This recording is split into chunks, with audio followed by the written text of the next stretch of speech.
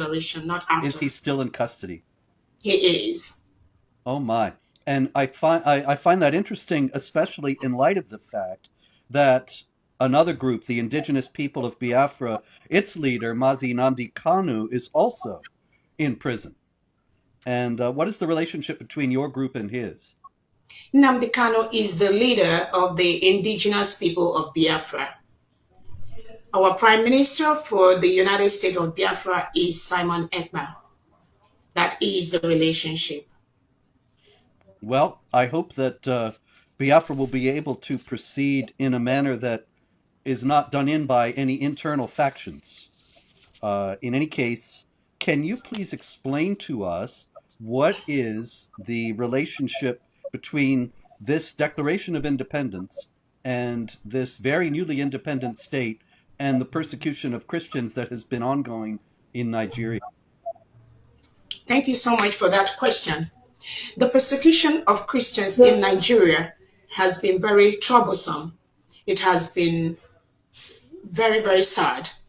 If you The recent IRF summit that happened in Washington D.C., Nigeria was declared as one of the deadliest place for Christians to live, with a report of over 10,000 Christians killed in Nigeria. So we have a country where they practice two laws: Sharia law in the northern part of Nigeria, and then the secular law in the other parts of Nigeria. And if you are a Christian born in the northern part of Nigeria, you are forced to live by the Sharia rules. You may remember the case of Deborah, the Yeah. undergraduate that was stoned to death just because she made a statement to the effect that Jesus Christ helped me.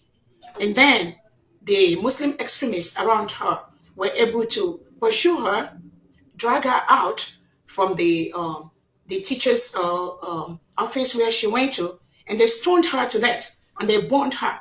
This is just one incident.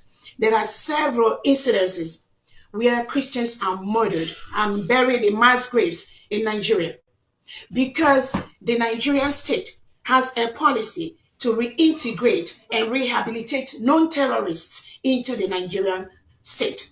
So when you are a government and you reintegrate non terrorists into the country, what kind of country are you going to be building?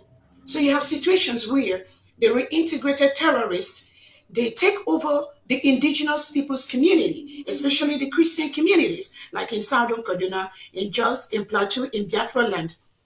Recently, between December 2024 and today, we've had over hundreds of Christians that were killed in Biafra land by the Fulani terrorists and the reintegrated terrorists wearing Nigerian military and police uniform.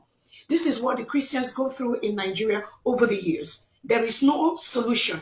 There is no comment from the government. Everybody just turns a deaf ear. And that was part of the reason why the United States of Biafra has declared their independence. Because we cannot continue to live in a country where the government reintegrates non terrorists into the police, into the military, and send them down to the Biafra territory to kill anyone that talks about Biafra, anyone that talks about their independence. And mostly all Biafrans are Christians. So that's what's been going on.